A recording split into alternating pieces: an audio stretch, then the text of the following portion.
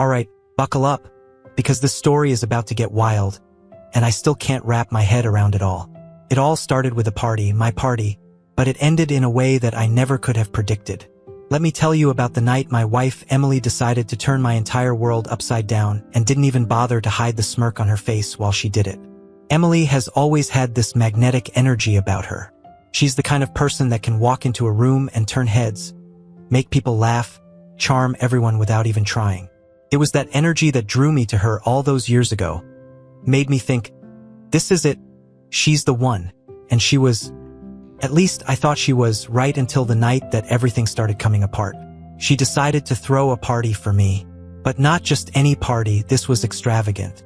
We had people packed into the living room, kitchen, even spilling out into the backyard. Friends, acquaintances, even some folks I swear I had never seen before in my life. And right there in the middle of it all was Emily, putting on a show. She had this sparkling dress on, something way too fancy for just a casual get-together at home. She moved through the crowd like she was hosting an award ceremony.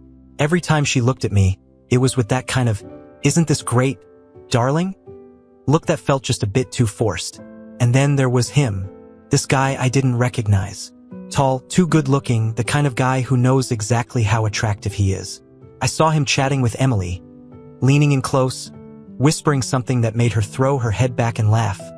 A laugh I hadn't heard in months. Cut through all the other noise in the room, and suddenly everything felt wrong. I wanted to walk up to them, say something, maybe even crack a joke to feel like I was part of whatever moment they were having. But something held me back. A bad feeling, like stepping toward the edge of a cliff, and realizing the ground might crumble under your feet. The night kept moving, but I couldn't shake the sight of her leaning in close to that guy, his hand brushing her arm like they had some secret only they knew. Emily kept catching my eye from across the room, raising her glass, smiling, like she knew exactly what she was doing to me. And then came the toast. Emily climbed up on a chair, glass of champagne in her hand, tapping it with a spoon to get everyone's attention. "Everyone, everyone," she called, her voice cutting through the chatter. "I want to make a toast to my wonderful husband, Mark." I felt everyone's eyes on me as I awkwardly raised my glass. I tried to smile, but Emily's eyes were locked onto mine, and there was something behind them that made my skin crawl, something almost predatory. "To Mark," she said, her smile sharp. "The most trusting, most loyal husband a girl could ever ask for." Her eyes flickered over to that tall guy, just for a second, but I caught it.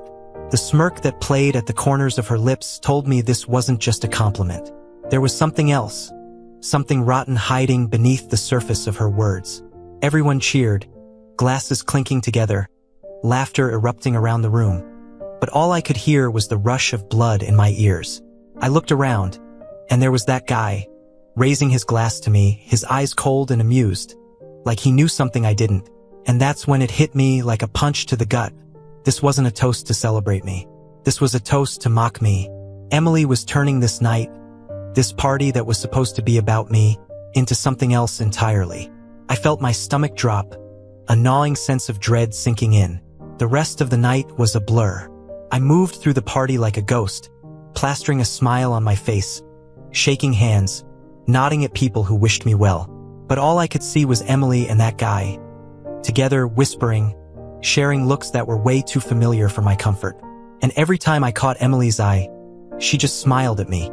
This cool, detached smile that made my skin crawl. It wasn't until later, when most of the guests had left, that I finally had a moment alone with her. I pulled her aside, into the kitchen, and asked, "Who was that guy?" My voice came out sharper than I intended, my frustration finally boiling over. Emily raised an eyebrow, like I had just asked her something ridiculous. "Oh, relax, Mark," she said, her voice dripping with condescension. "He's just a friend. Why are you acting so paranoid?" She tilted her head, giving me that same smile again, the one that didn't reach her eyes. But I couldn't let it go. "It didn't look like just a friend," I said, my voice cracking. I could hear the edge of desperation in it, and I hated it. Hated that she was making me feel this way, that she had this power over me. Emily sighed, rolling her eyes. "You're overreacting. You always do this, you know that?" She turned away, picking up a champagne flute, swirling the last bit of it around like she couldn't be less interested. "You need to trust me, Mark," she said, her tone flat, dismissive. "Otherwise, what's the point?" And that was it. She walked out of the kitchen, leaving me standing there, holding on to a million questions that she had no intention of answering. The next day, the weight of that party clung to me like a shadow I couldn't shake. I couldn't get the look on Emily's face out of my mind. The smirk, the cold smile, the way she turned away like my concerns were nothing more than an inconvenience. I kept replaying it over and over, and every time, it hurt a little more. Something inside me had cracked, and I couldn't just pretend everything was fine anymore. I needed answers. I needed to know if I was just imagining it, or if Emily really was mocking me in front of everyone I knew. My gut twisted at the thought that she had turned that whole night into a joke, with me as the punchline. When she left for work the next morning, I found myself doing something I never thought I would. I grabbed her phone. I knew her passcode. She always claimed she had nothing to hide, so it was something simple. I didn't want to be that guy snooping around, invading her privacy. But the way she'd looked at that guy, the way she'd laughed at me, it wouldn't leave me alone. My hands were shaking as I unlocked her phone. And there it was, the proof I'd been dreading but somehow expecting. A series of texts with someone named Tyler, the smug guy from the party. The messages went back weeks, no, months. There were strings of texts from the nights she said she was out with her friends. Things that made my stomach churn. "Can't wait to see you," she'd texted him, along with a photo of herself, dressed up in the same outfit I thought she was wearing just for a girl's night. And his replies, the kind of things that made my face burn, compliments, jokes, things about me that she had clearly told him. But it was one text that made my entire world crash down.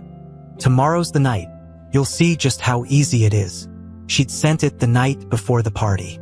And his reply, "Can't wait to make your loyal hubby the joke of the year." It hit me like a slap across the face. That toast, the way she'd looked at me, the laughter from everyone. It had all been planned. She'd invited him there on purpose, to show him how oblivious I was, to make me look like a fool. I felt sick. I had to sit down on the kitchen floor, her phone still in my hand, my heart pounding so hard I thought it might burst. How could she do this to me? How could she look me in the eyes every day, say she loved me, while doing this behind my back? It wasn't just the cheating, it was the cruelty of it. The way she had flaunted it, made it a joke, and then turned around and acted like I was the one being paranoid. I spent the rest of the day in a fog, not knowing what to do. I couldn't stay at home, surrounded by reminders of Emily. Our wedding photos on the wall, the throw blanket she'd bought for the couch, everything taunting me. So I left. I drove, no destination in mind, just trying to outrun the crushing feeling in my chest. I ended up at a bar on the edge of town, someplace quiet, empty enough that I could sit and think without anyone bothering me. I ordered a drink, then another, but nothing seemed to make it better. I kept seeing Emily's face, the way she'd laughed at me, the way she'd dismissed me. I felt stupid. How could I have missed all of this? How could I have believed her? Every time she said she loved me, when she was planning something like this behind my back. As I stared down at my drink, I made a decision. I couldn't just let this go. I couldn't sit back and let her turn me into her personal joke. I needed to confront her, not in some desperate, pleading way, but with the truth right in front of her. No escape, no more lies. I needed her to see that I wasn't the fool she thought I was, that I knew exactly what she'd been doing. When I got back home, it was late. Emily was already there, sitting on the couch, scrolling through her phone like nothing had happened. She looked up when I walked in, her expression shifting from curiosity to irritation when she saw my face. "Where have you been?" she asked, her voice clipped. "I tried calling you. I didn't answer." Instead, I walked up to her and held out her phone. "You left this," I said, my voice cold, almost unrecognizable even to myself. She frowned, taking it from me. "So what? You could have just left it," she said, her eyes narrowing. But I could see the flicker of something else there, behind the irritation, a hint of nervousness. "I read the messages, Emily," I said, my voice steady, even though my heart was pounding. Her face went pale. For a moment, she just stared at me, and I watched as her mask slipped, as the facade she'd been holding up started to crumble. "What messages?" she said, her voice trembling just slightly, her eyes darting to the side. I shook my head, feeling a surge of anger. Don't play dumb, not now. I saw everything. I know about Tyler. I know about the party. I know it was all a setup to make me look like an idiot. Emily's mouth opened, then closed again. She looked away, and for a moment, I thought I saw guilt. But then, just as quickly, her expression hardened. She stood up, crossing her arms, her eyes flashing. "So what if I did?" she snapped, her voice rising. "Maybe if you weren't so pathetic, I wouldn't have had to find someone else to actually have fun with. You're always so predictable, Mark. It's boring." The words hit me like a slap, each one cutting deeper than the last. I felt the floor beneath me sway, the air sucked out of the room. I had known, deep down, that she was capable of betrayal, but hearing her say it, hearing the disgust in her voice, it broke something inside of me. I took a step back, my hands clenching into fists at my sides, trying to hold back the storm of emotions swirling inside me. Rage, sadness, disbelief. All this time, and you didn't even have the decency to just end it? I asked, my voice cracking. "You had to make me a joke? You had to humiliate me?" Emily shrugged, her face emotionless, almost bored. "I guess I just wanted to see how far I could push it. And guess what? You fell for it, every step of the way. And that was it. The last shred of hope I'd had. The hope that maybe this was just a mistake, that maybe we could talk it out, fix things. Died right then and there." Her words echoed in my head, hollow and relentless. "You fell for it every step of the way. There was no more pretending. The mask was off, and the person standing in front of me wasn't my wife. Not the Emily I thought I knew. The woman in front of me was someone else entirely. Someone who had reveled in breaking me." I didn't realize I was shaking until I tried to speak. My voice came out choked, barely above a whisper. "So this is it? You did this just to hurt me?" My eyes searched hers for any glimmer of regret, anything that showed she had even an ounce of humanity left. Emily's lips curled into a smile that was almost cruel. "You never got it, did you, Mark?" She walked past me, towards the kitchen, not even bothering to look back. "You were always just convenient. Someone to be there when it was easy. Someone to make me look good."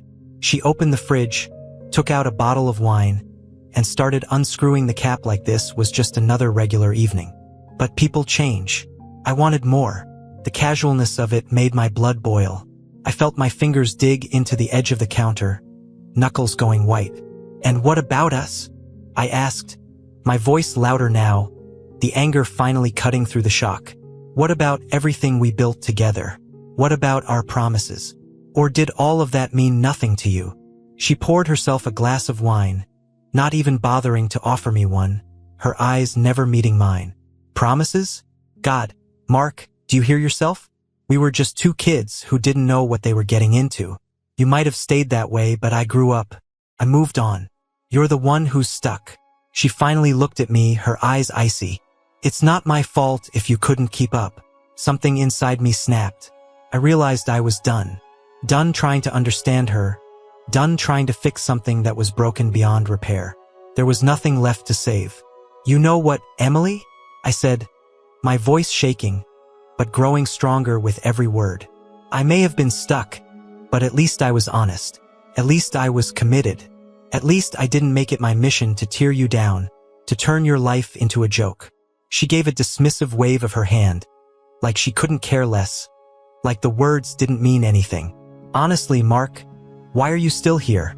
If you're so hurt, if I'm so horrible, then leave." She turned, taking her wine glass, walking towards the living room like she had just won some argument. The room felt like it was spinning, but my mind was suddenly crystal clear. She wanted me to leave? Fine. But I wasn't leaving quietly. I followed her, my heart pounding, and grabbed the wine glass from her hand, slamming it onto the coffee table. The glass cracked, spilling dark red liquid across the table and dripping onto the rug. For the first time all night, Emily looked genuinely startled. "Don't think you're getting out of this without any consequences," I said, my voice cold, each word like steel. "You think you can humiliate me, parade around with some guy in my house, in front of my friends, and just walk away from it? I could see a flicker of uncertainty in her eyes. You've been lying, cheating, using me, and you want me to just disappear quietly? Not happening, Emily. She stepped back, her eyes widening for just a second before narrowing again. Oh, now you're going to get tough?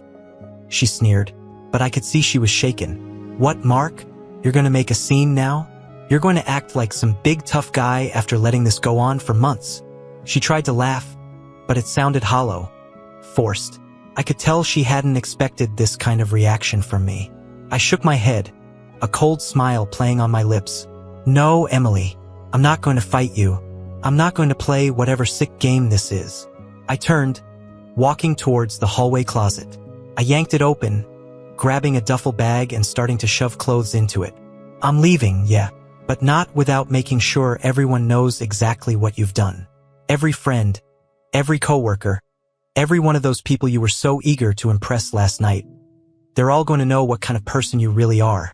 She stood there, stunned, her mouth opening and closing like she wanted to say something but couldn't find the words. I could see her starting to realize that this wasn't going to end the way she had planned.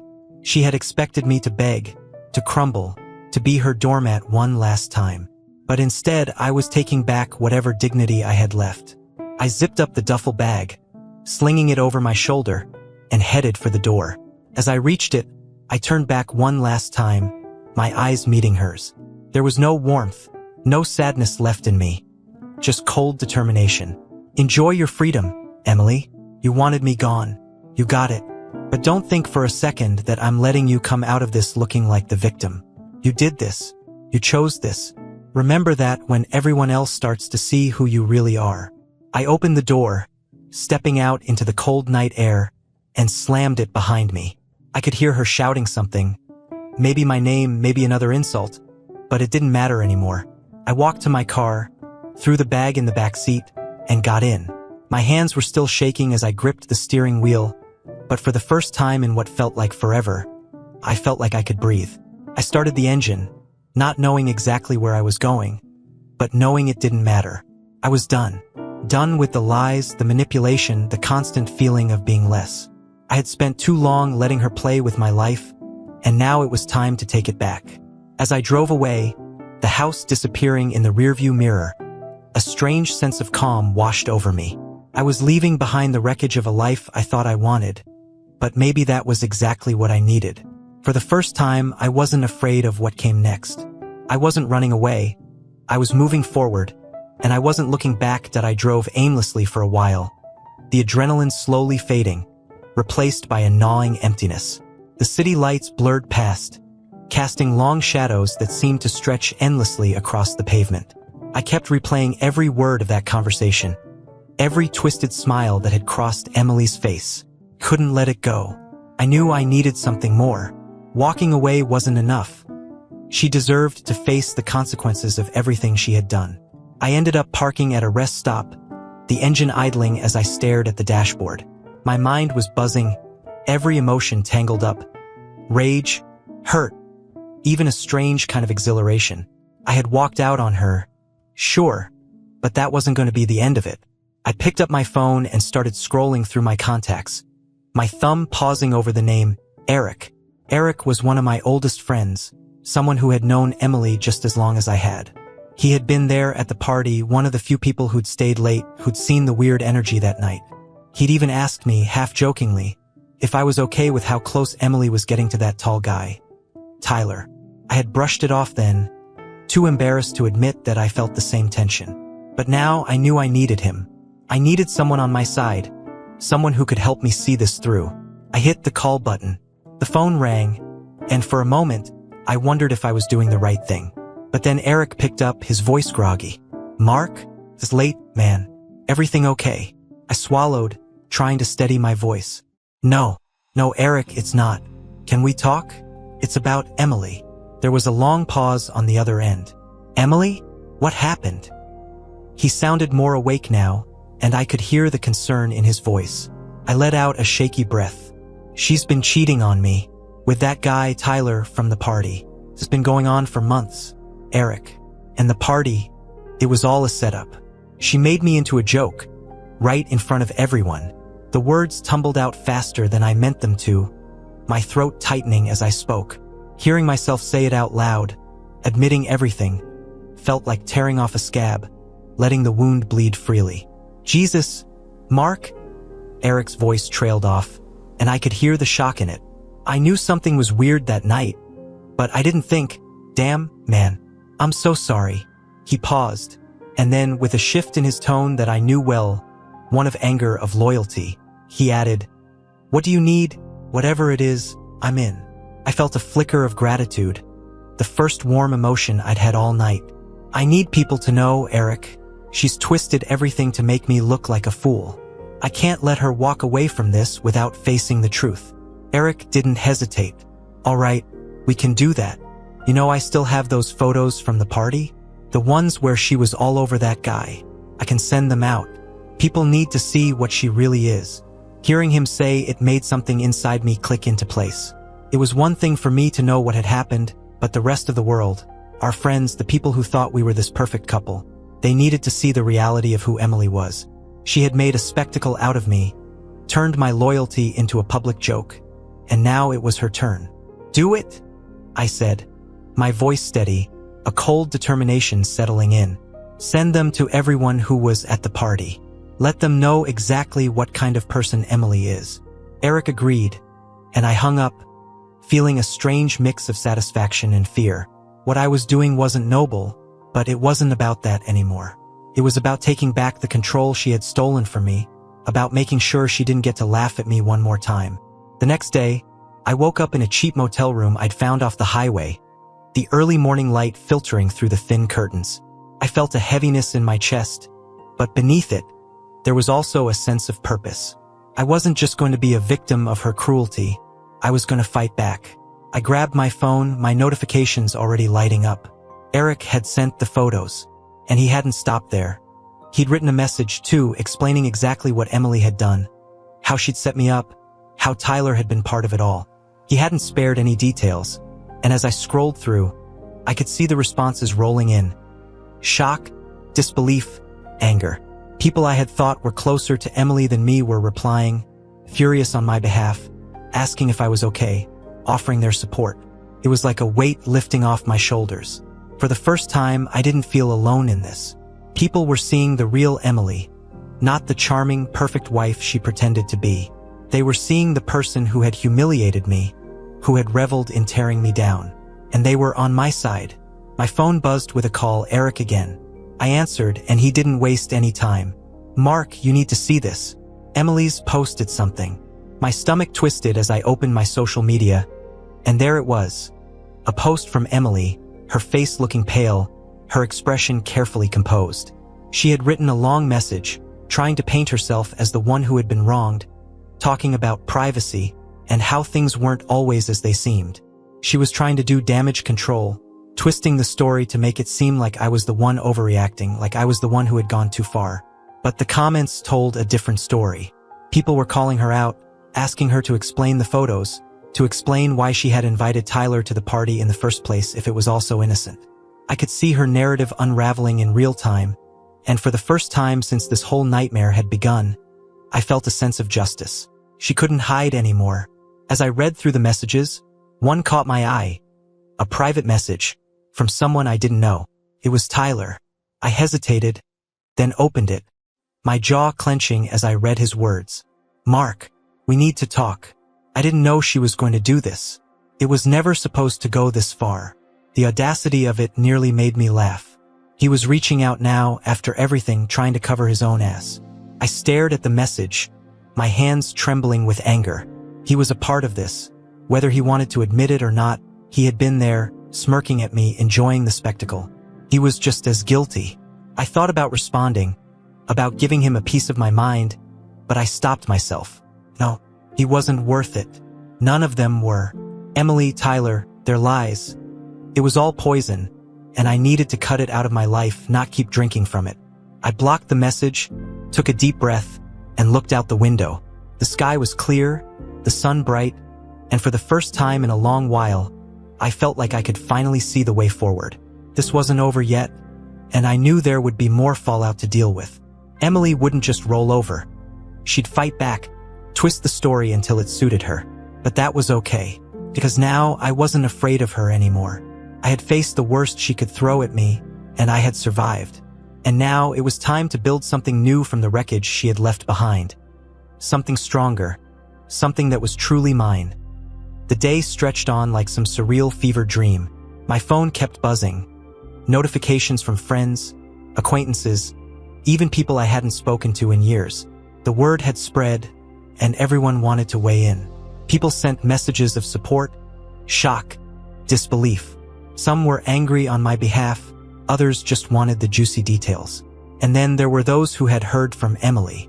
Her attempts to twist the story, to salvage her reputation, were falling flat, and people weren't buying it. I knew she'd hate that. Emily always had a tight grip on the image she presented to the world. Everything was curated, the perfect career, the perfect relationship. All her social media posts meant to show a life others could envy. She thrived on admiration, on being the one everyone looked up to, and now that was crumbling. She was losing control, and it was her worst nightmare. By midday, I was driving back into the city. I didn't want to go back to the house. That place felt tainted, haunted by too many memories. But I needed to see her. I needed closure, to confront her one last time now that everyone knew the truth. This wasn't just about her betrayal anymore. It was about standing up to the person who had tried to destroy me, making her see that I wasn't afraid. I pulled up to the house and saw her car in the driveway. My heart pounded as I walked up the front steps, the keys heavy in my hand.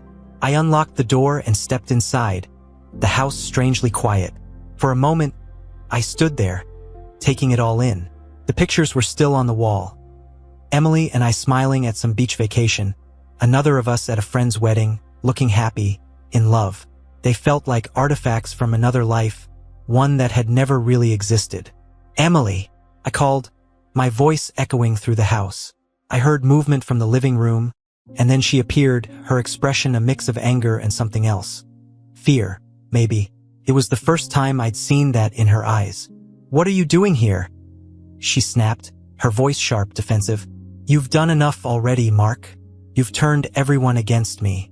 You've humiliated me." I felt a dark laugh bubble up, the absurdity of her words almost too much to bear. "I've humiliated you?" I repeated, stepping closer. "You threw a party just to make me a joke, Emily. You brought Tyler here in front of all our friends just to watch me squirm. And now you want to play the victim." She opened her mouth, then closed it, her eyes flashing with something like desperation. "You don't understand," she said, her voice trembling. "I never meant for it to go this far. I was just tired of everything, of you always being so predictable. So," she struggled for words, her hands clenched into fists. "You never challenged me, Mark. You were always just there, and I wanted more." Tyler was exciting. He made me feel alive. The words stung, but they didn't surprise me anymore. I had already heard the worst of it, and now this just felt empty, like excuses she was using to justify something unjustifiable. I shook my head, looking at her, really looking at her. The woman I had loved, who I had thought I would spend my life with, was gone. Maybe she had never really been there to begin with. "More?" I asked, my voice cold. "You wanted more, so you decided to destroy what we had instead of just leaving? You couldn't just walk away. You had to make it a game, had to make me suffer?" She looked away, her jaw clenched. "You wouldn't have let me go," she said, barely above a whisper. "You would have fought for us, and I didn't want that. I wanted you to hate me. I wanted you to be the one to leave so I wouldn't have to feel guilty." A bitter smile twisted my lips. "Well, congratulations, Emily. You got what you wanted. I'm leaving." I paused, the weight of it settling in. "But I want you to know something. You didn't break me. You tried, but you failed. And now everyone knows exactly who you are. You wanted freedom? You have it. But good luck trying to find someone who'll trust you after this." Her eyes filled with tears, but I could see the anger behind them, the frustration of losing control, of not being able to manipulate her way out of this. "You think you're so righteous, Mark?" she spat. "You think you're better than me because you're hurt? Because you walked away? You're just a coward. Running away instead of trying to fix this." I stared at her for a moment, feeling a strange sense of calm settle over me. You're right, I said, my voice steady. I am running away. From you, from everything you've done, because there's nothing left here to fix. You killed it, and I'm done letting you drag me down with you. She flinched, the tears spilling over now, but I felt nothing. The love I'd once had for her, the pain of her betrayal, even the anger. All of it felt distant, like it belonged to someone else. I turned away, walking back to the door, the house feeling smaller, emptier with every step. Mark, wait, she called after me, her voice breaking. Please, we can talk about this. I paused, my hand on the doorknob, but I didn't turn around. There's nothing left to say, Emily. You made your choice. Now you get to live with it. I opened the door and stepped outside, the cool air hitting my face like a slap. I closed the door behind me, the sound echoing in the stillness. For a moment, I just stood there, breathing in deeply, feeling the finality of it. I was leaving everything behind. The house, the memories, the life I had thought was mine. As I walked to my car, I felt the weight of it all slowly lifting. Emily could cry, could twist the story however she wanted, but it didn't matter anymore. She had no power over me now. I had faced her, seen her for who she really was, and I had walked away. I got into my car and started the engine, the house shrinking in the rearview mirror as I drove away. I didn't know where I was going, but for the first time I felt okay with that. I didn't need a plan, didn't need to know what came next.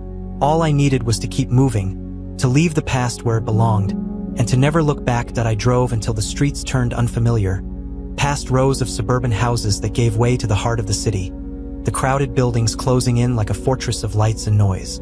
The adrenaline that had carried me through the confrontation was gone, replaced by a hollow exhaustion. I needed to find a place to crash, at least for the night, somewhere far from that house and all the broken pieces I'd left behind. I pulled into the parking lot of a rundown motel, its neon sign flickering, casting a red glow across the cracked pavement. The guy at the front desk barely looked up from his TV as I handed over cash for a room key. The room itself was small and smelled faintly of bleach, the bed covered in an outdated floral comforter. I didn't care. It was a place to sleep, a place to be away from her. I collapsed onto the bed, staring at the ceiling, trying to clear my mind. But the events of the past day kept replaying themselves in a loop.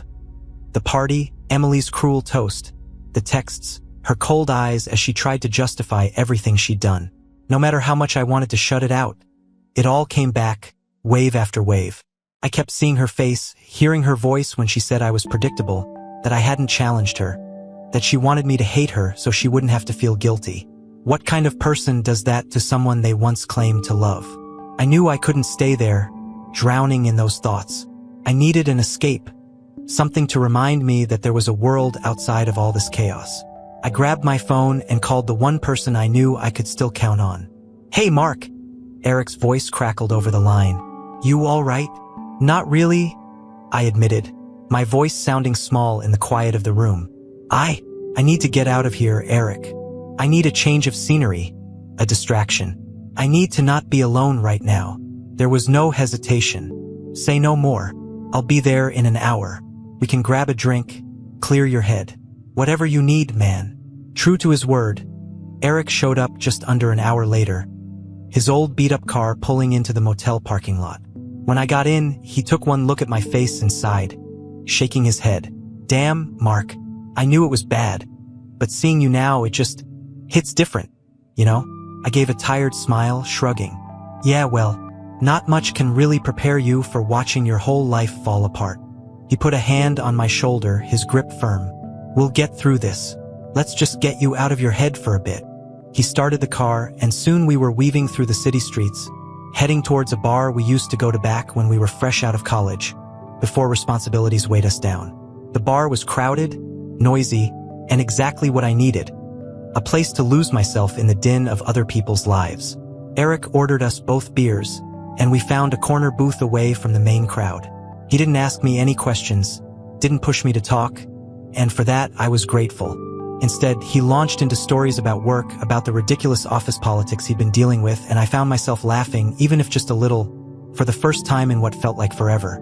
As we sat there, the beer slowly loosening my anxiety, Eric paused and looked at me, his expression serious.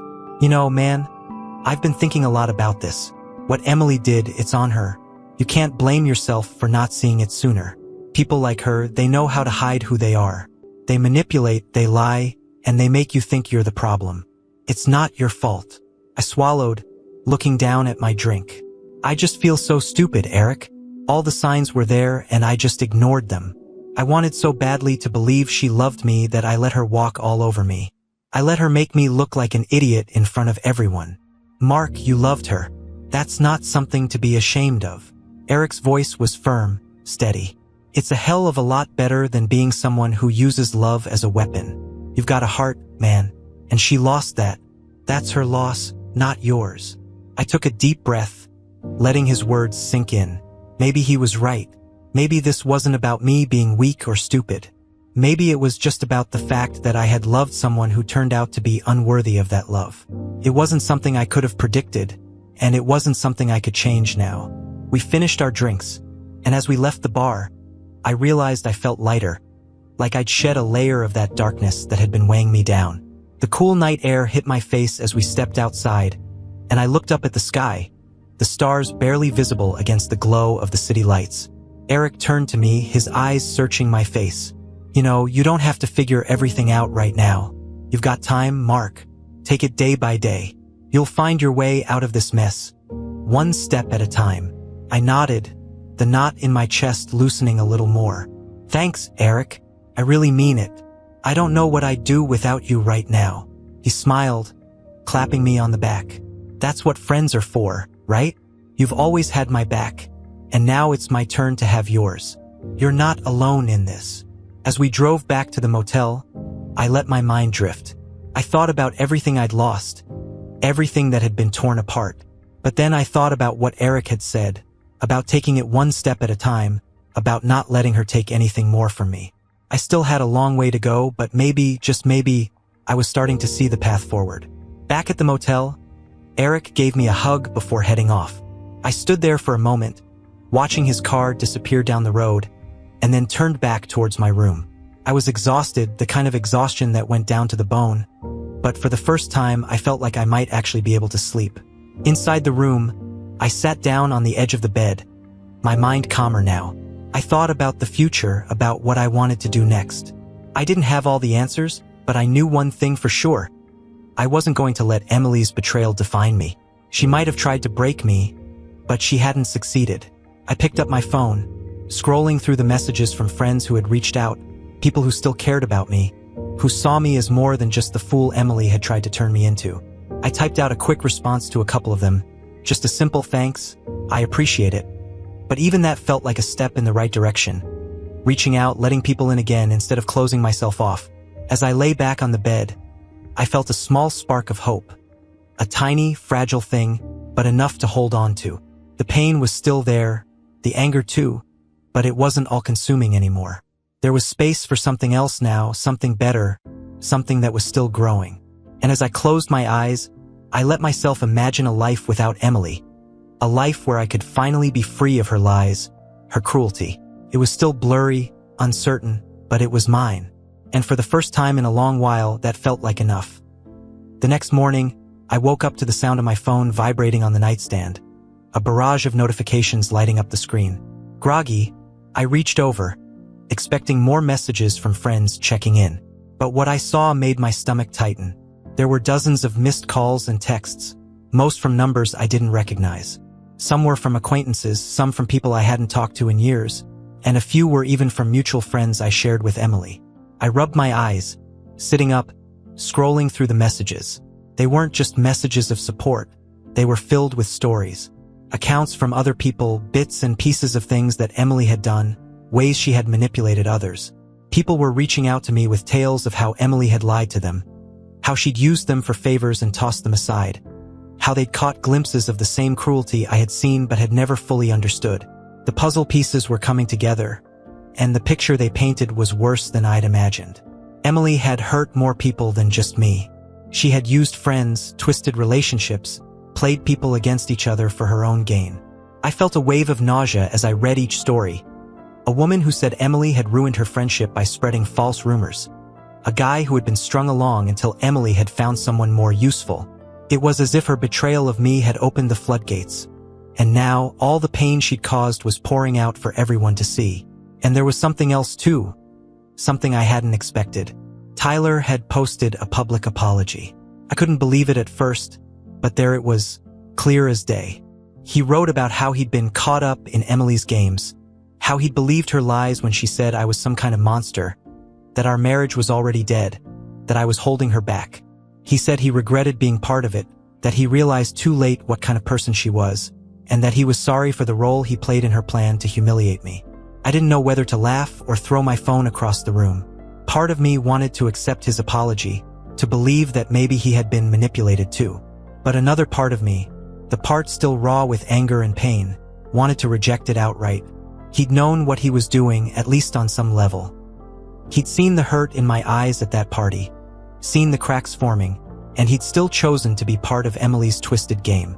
Still, it felt like a victory. Emily had lost control of her story, and even her accomplice was turning against her. It was more than I could have hoped for when I left that house just the day before. She'd built her life on a foundation of lies, and now that foundation was crumbling. But I also knew that this couldn't be the end. Not for me. As satisfying as it was to see her being called out, to see people finally seeing her for who she really was, it still didn't fill the emptiness she had left behind. It didn't erase the months of doubt, the nights I had spent wondering what I'd done wrong, or the humiliation I felt at the party she had orchestrated. I needed something more, not revenge, not retribution. I needed to rebuild. I got out of bed, splashed cold water on my face in the small motel bathroom, and stared at myself in the mirror. I looked worn out, older somehow, but there was a fire in my eyes that hadn't been there for a long time. It was time to start thinking about what came next, about how to piece together a life without her. The first thing I needed was space. Not just a physical distance from Emily and everything that reminded me of her, but an emotional one too. I needed to start putting up walls, to stop letting her existence define my every waking thought. She was losing control of her narrative, but I needed to gain control of mine. I grabbed my phone again, this time searching for rental listings. I couldn't stay in that house, the one we had shared, filled with her echoes. I needed a place that was just mine, somewhere that didn't have her fingerprints on every surface, her scent in the sheets, her laugh lingering in the halls. I scrolled through page after page of listings, apartments, small houses, anything that could be a fresh start. Felt overwhelming at first. I had never lived alone before. Emily and I had moved in together straight out of college, and before that, it had been roommates and shared spaces. But as I looked at the photos, small kitchens, cozy living rooms, views from tiny balconies, I felt something shift inside me. A flicker of excitement, a possibility of something new, something that was mine alone. I picked one. A small one-bedroom apartment on the edge of the city, nothing fancy, but it looked clean, bright. I called the number, setting up an appointment for later that day. It was time to start moving forward. But before I could leave the motel room, my phone buzzed again. This time, it was a call from an old friend of mine, Kelly. She had been close to both Emily and me, someone I hadn't spoken to since everything had gone down. I hesitated, then answered. "Hey, Kelly." "Mark." Her voice was soft, tentative. I saw everything online. I wanted to check in, see how you're holding up. I can't believe what Emily did. I knew she had a side to her, but I'm so sorry." I sighed, sitting down on the edge of the bed. "Thanks, Kelly. I'm getting by. It's been rough, but honestly, I think I'm finally starting to see a way out of this."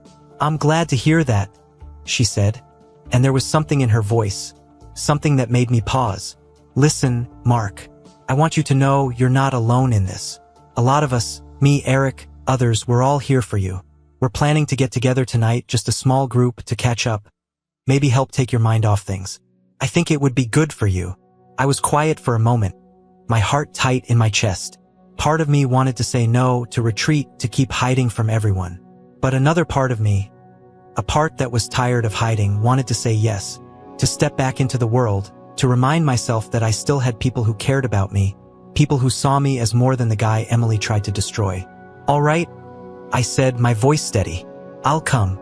I think I need that." "Good," Kelly said, and I could hear the smile in her voice. We'll be at the Rusty Tap around 8. We'll save you a seat. As I hung up, I felt a strange mix of anxiety and hope. It wasn't going to be easy, stepping back into those social circles, facing people who had seen me at my lowest. But I knew I couldn't keep running. If I wanted to move on, I had to start somewhere. I packed up my things, checked out of the motel, and drove to the address for the apartment listing. It was a quiet street, the building older but well-kept, with a small courtyard out front. The landlord met me there.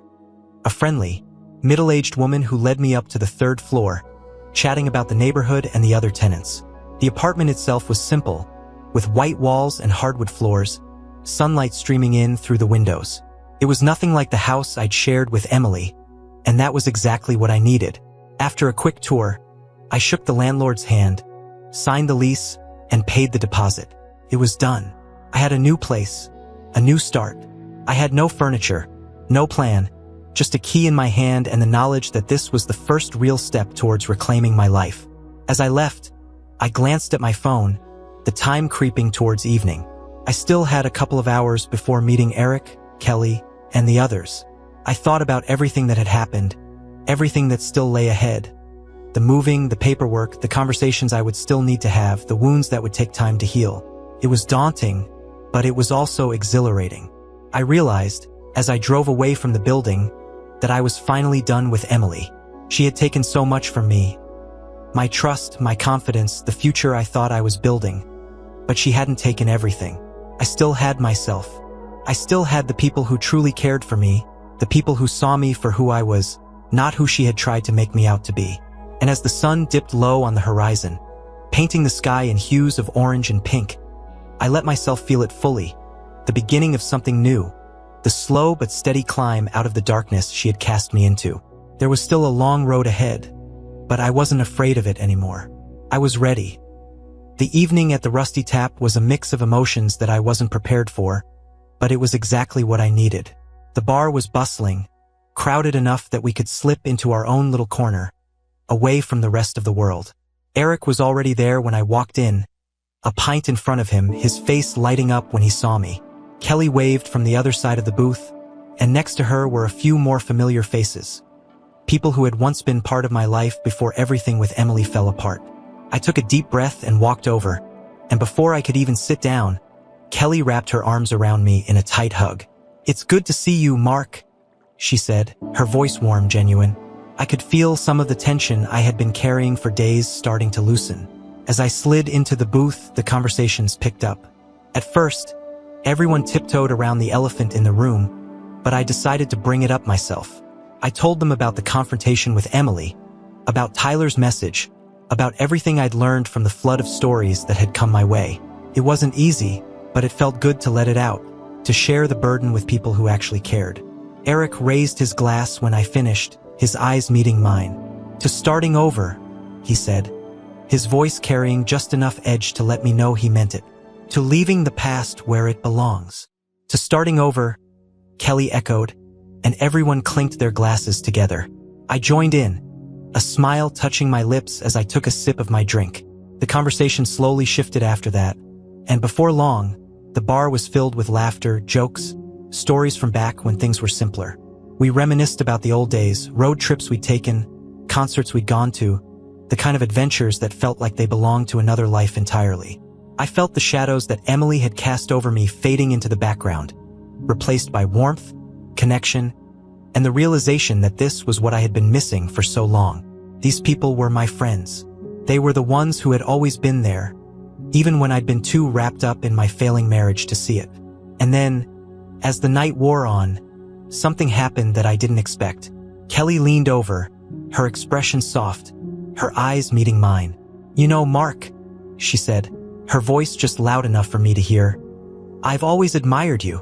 You have this way of giving everything, of caring so deeply. Not everyone does that." I blinked, surprised, and I felt my face flush. "I don't know about that," I said, trying to laugh it off. "Sometimes it feels like it's more of a weakness than a strength." She shook her head, her gaze unwavering. "It's not a weakness. It's what makes you who you are. And anyone who doesn't see that, who takes advantage of that, they're not worth it." She smiled then, a smile that reached her eyes. You deserve better, Mark, and I think you're starting to realize that. I felt a lump in my throat, a mix of gratitude and something else. Something I hadn't felt in a long time. Hope. I smiled back, a real smile, and for a moment, the noise of the bar seemed to fade away. Thanks, Kelly. That means more than you know. She reached across the table, her hand brushing against mine, and it was a small gesture, but it was enough to make me realize that maybe, just maybe, there was something worth looking forward to beyond all the chaos and heartbreak. The rest of the night passed in a blur of laughter and conversation, and by the time we all left the bar, I felt lighter than I had in months. We stood outside, the cool night air wrapping around us, and Eric clapped me on the back. You gonna be okay, man? He asked, his voice low. I nodded, a smile tugging at my lips. Yeah, I think I'm gonna be okay. Kelly gave me another hug, this one longer, her arms tight around me. You've got us, Mark. Don't forget that, all right? I won't. I promised, and I meant it. For the first time, I felt like I wasn't just saying the words. I truly believed it. As I drove back to the motel, my thoughts drifted to the apartment I just signed for. I imagined it filled with light, with furniture that I'd choose myself, with colors and things that were mine alone. It would be a small space, but it would be a start. A new beginning built on my terms. I imagined myself waking up there, the sun streaming in, no ghosts of Emily's lies lurking in the corners, no sense of dread weighing me down, just me and whatever I decided to make of my life from that point forward. The next few weeks were a blur of packing and planning. I went back to the house only a few times, mostly to grab what was necessary. I didn't linger. I took the things that mattered to me. The old guitar I hadn't played in years, a few books that I loved, some clothes, and left the rest behind. Emily could have whatever was left. I didn't need it. I didn't want it. On the day I officially moved into the apartment, Eric and Kelly came by to help. They brought pizza, beer, and a lot of laughter, and by the end of the day, the place already felt more like home than the house ever had. We sat on the floor, eating straight from the pizza box, the room filled with the kind of warmth that only true friends could bring. This is good, Eric said, raising his beer bottle in a toast. A new chapter. No more ghosts. No more ghosts, I echoed, clinking my bottle against his. I looked around, at the bare walls and the empty shelves, and instead of feeling overwhelmed, I felt excited. This was my space now, a blank canvas, place to rebuild. Kelly leaned back, her eyes meeting mine across the room. She gave me a smile that made something flutter in my chest, something unfamiliar, but welcome. To new beginnings, she said softly. I nodded, feeling a warmth that had nothing to do with the beer or the laughter. To new beginnings. The next few days were filled with small victories, setting up my new place, buying furniture, choosing things that felt like me. Each piece, each decision, was another step away from the life I had shared with Emily and towards the life I wanted for myself. I found myself smiling more, even laughing at the small things, like struggling to put together a bookshelf or cooking a terrible dinner because I'd never really learned how to cook for just one person. One evening, as I sat on the balcony of my new apartment, watching the sun dip below the horizon, my phone buzzed with a message. It was from Kelly. Hey, just thinking about you. Hope you're settling in okay. Let me know if you need anything. Smiley face. I stared at the message for a moment, a smile slowly spreading across my face. I typed back, thanks, Kelly. I think I'm finally getting the hang of this. Want to come over this weekend? I could use some help picking out a few more things for the place. Her response came almost immediately. I'd love to. See you then. I set my phone down, a sense of calm washing over me. I had no idea where things would go from here, if there was something more between Kelly and me, if I was even ready for that yet. But I knew one thing for sure. I wasn't afraid of the future anymore. I wasn't afraid of being alone, of starting over, of facing whatever came next. Emily had tried to take everything from me, but she hadn't succeeded. She had lost, and I had won. Not in the petty, vengeful way I had once imagined, but in the quiet, powerful way of simply moving forward, of reclaiming my life one small step at a time. I leaned back, taking in the view, the city lights twinkling below. This was my new beginning, and for the first time it truly felt like enough.